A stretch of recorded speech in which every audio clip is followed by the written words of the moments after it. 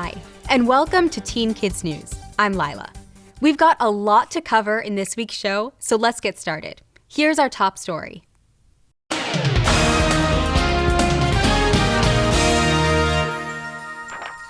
It's a word we've been hearing a lot about these days, democracy. Alexandra explains why it's particularly important now. The country with the oldest democratic government is the good old United States of America. We've been a democracy ever since the Constitution was put into effect in 1789. But we're not the first democracy. While an argument can be made that the seeds of democracy can be found in various parts of the world, most experts bestow the honor on Greece. More specifically, on ancient Athens, one of the Greek city-states. Democracy was introduced there around the 5th century BCE. The word comes from two terms, demos, for common people, and kratos, for power. Basically, democracy means people have the power to self-govern, or as Abraham Lincoln put it, democracy is the government of the people, by the people, for the people. But in ancient Athens, democracy wasn't government by all the people. Women and slaves, even freed slaves, weren't included. Even today, democracy is far from perfect. British statesman Winston Churchill famously wisecracked, "Democracy is the worst form of government, except for all the others that have been tried." Of course, Churchill was joking, but there's a serious truth in his comment. Despite its drawbacks, democracy is better than all the other forms of government, like dictatorships and communism. But democracy only works when we exercise our right to vote. To drive that point home, here are two quotes to keep in mind. The first is from Thomas Jefferson.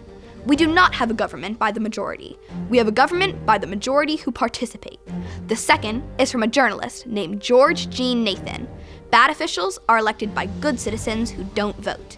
Without democracy, we won't have freedom." As President Ronald Reagan warned, "Freedom is never more than one generation away from extinction. It has to be fought for and defended." So it's vital that our generation steps up and does our part to defend democracy. We can do that by being sure to vote. And if you're not yet old enough to cast a ballot, make it your mission to convince those who are old enough to vote to do so. Even Taylor Swift is helping to get out that message by posting on Instagram. "I've heard you raise your voices, and I know how powerful they are. Make sure you're ready to use them in our elections." As former President Barack Obama cleverly points out, you wouldn't let your grandparents pick your playlist. Why would you let them pick your representative who's going to determine your future? To make your voice heard, you need to register, and then you'll need to vote. Hopefully, it'll become habit forming. For Teen Kids News, I'm Alexandra.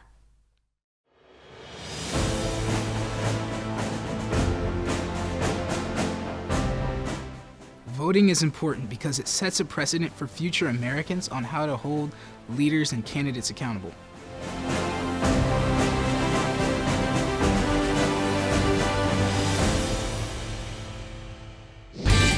We've got lots more coming up, so stick around.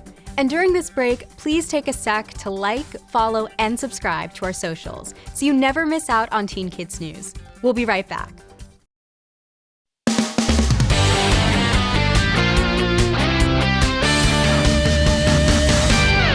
Whether it comes from parents, teachers, friends, or even just from yourself, many of us live with lots of pressure. Sometimes pressure can be good, especially if it motivates us to try harder. But pressure can also have a negative effect, especially if it makes us so afraid of failing that we don't even want to try. This next story is about someone who credits failure for their success.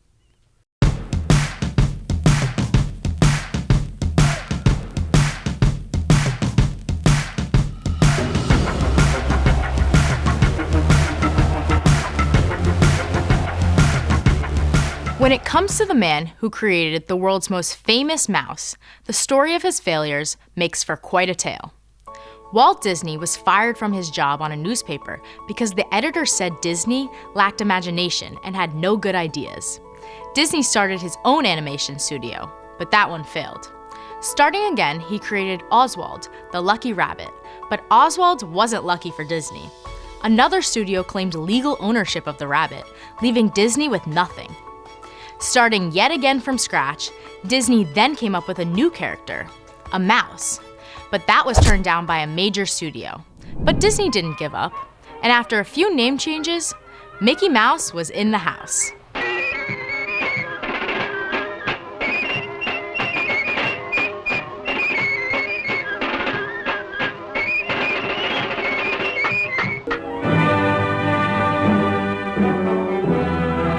Finally, Disney hit success with the animated movie Snow White and the Seven Dwarfs. More than 250,000 paintings like these were created by Walt Disney and his staff of artists to make the most daring adventure in the history of motion pictures. But Disney wasn't done with disasters. Opening day for Disneyland in California was plagued with problems. Rides broke down, concession stands ran out of food and drinks. It was so hot, women's high heels stuck to the pavement. Leaking gas almost set Sleeping Beauty's castle on fire. But the problems were fixed, and Disneyland, along with Disney World in Florida, soon became some of the top tourist destinations in America. Despite all the setbacks in his career, Walt Disney never gave up, saying, "Everyone falls down. Getting up is how you learn to walk." The lesson there is, even with a failure, you'll no doubt learn something of value. With If at First You Don't Succeed, I'm Emily for Teen Kids News. When you think about being attacked by something that bites, this might come to mind. Truth is, the animal more likely to bite you isn't a shark, but a person. In one of the years studied by scientists, bite attacks by humans, 1,591. Attacks by sharks, 12. Of course, what I didn't mention was that those numbers are based on attacks in and around New York City. One doesn't see a lot of sharks swimming in Times Square, so that's not really a fair comparison. The real king of the biters in the Big Apple is, not surprisingly, dogs. Our best friends were responsible for 8,064 bite attacks in the year studied. Still, I'd much rather have a dog as a pet than a shark. For Teen Kids News, I'm Mason.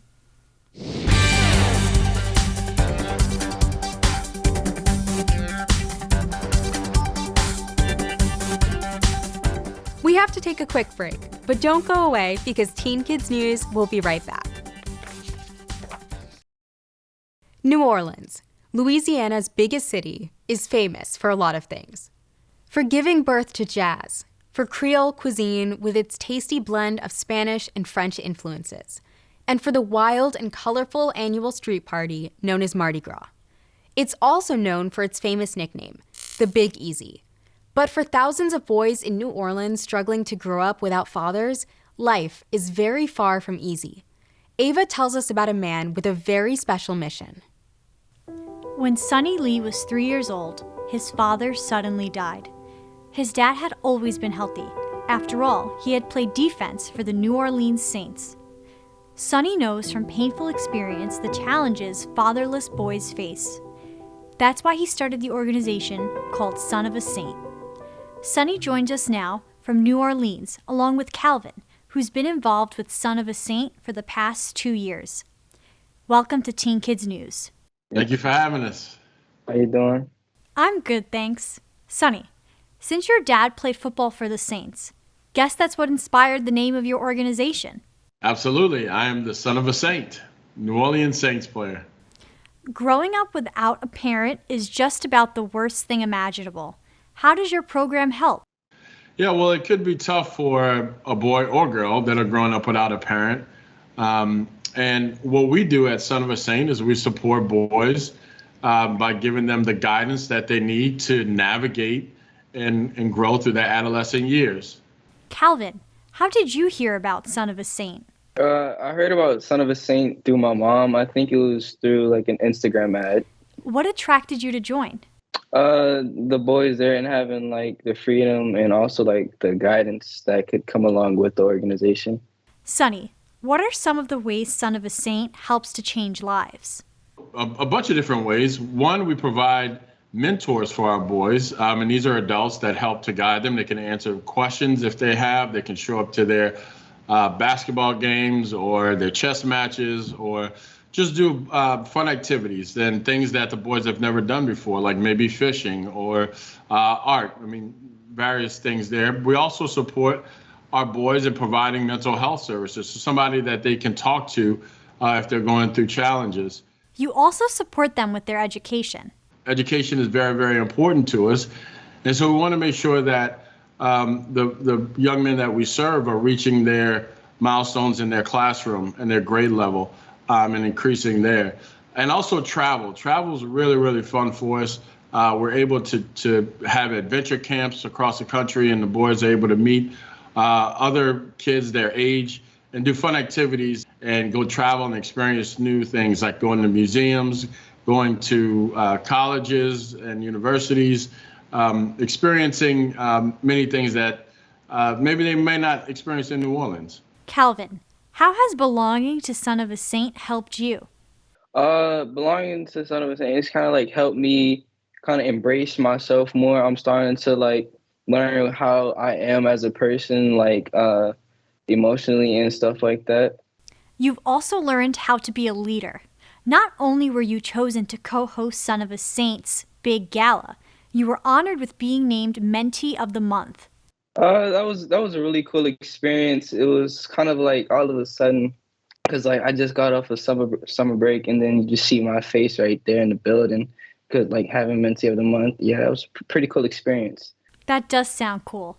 Of all the things you've done at Son of a Saint, do you have a favorite experience? Yes, actually, the Indiana trip, and we just got to stay out in Indiana and go camping for like a week. That was pretty cool. I've never been camping, but it sounds like fun. Sonny, clearly you believe in paying it forward, don't you? Absolutely. It's very important. There's a lot of people that supported me in my growth, and I think it's very important to bring up the next generation of leaders in our community. The world could certainly use more people like you, Sonny. Thank you both for sharing with us. Thank you so much for having us. Really appreciate it. Thank you. Son of a Saint currently provides services to 200 boys, but Sonny says his goal is to make the program available to all young men in New Orleans who could use a saint on their side. For Teen Kids News, I'm Ava. It's time for another important message brought to you by the National Road Safety Foundation. I love this song. And you can rock and roll with an attitude. So good, so fresh, just the way you like it. Just the way you like it. Hey, watch it! Hey, watch it! Get up on your feet, this is a shakedown. The NRSF produces lots of helpful videos. For info on driving safely, be sure to like, follow, and subscribe to the National Road Safety Foundation. We'll be right back with more Teen Kids News. It's time for some tips to help you make the grade. As faithful viewers of Teen Kids News, you know that over the past months, I've been giving tips on how to find a part-time job or internship. Well, finding the job or internship is only the first step. Getting it is the next challenge. Usually, the biggest hurdle is the interview! Okay, no need to panic. Here's a few simple things to keep in mind. Dress neatly. Even if you're looking for work mucking out stables, you want to make a good first impression. Don't be late. Leave earlier than you need to, just in case something unexpected holds you up, like your bike gets a flat tire. Shake hands firmly. That goes for girls as well. Whether you're listening or speaking, be sure to keep good eye contact. Looking a person directly in the eyes shows you're paying attention and that you have self-confidence. Do some research. Learn what you can about the company so you can talk intelligently about why you want to work there. If you don't show you are interested enough to check out the company, even if only online, don't expect them to show much interest in you. And lastly, know how much time you can commit, meaning the number of hours a week you're available. It's best if you decide on this before your interview.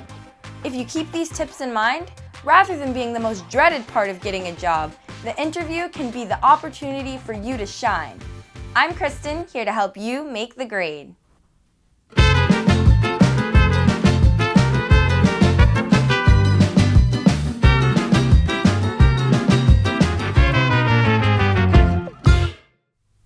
Can you add these numbers? VIII plus IX. If you said XVII, then you really know your Roman numerals. But doing math that way is certainly a bit complicated. You need to know that V equals 5, and each I equals a 1. So VIII is 5 plus 3, or 8. And then there's the X, the Roman symbol for 10. But when the I is before the X, that means subtract 1 from 10. So IX is 10 minus 1, or 9. Now you have to add the 8 to the 9 and you get 17, or XVII. Not easy, is it? Yet that's how people did math in Europe for hundreds of years. Finally, sometime in the 10th century, a new, simplified system was introduced. It looks like this. Since this system was brought to Europe by Arab traders, the system was named Arabic numerals. Except that the numbers weren't developed by Arabs. They actually originated in India. Guess when it comes to getting credit, it's not always the inventor, but the person who makes the idea popular who most counts. For Teen Kids News, I'm Katerina. Each week, Teen Kids News showcases a comment sent in by a viewer. So don't be shy. Send us a short note about the show. Then watch for your debut on national TV. Please include your first name and your town or city. And if you want, send a photo too. We'll be right back with more Teen Kids News.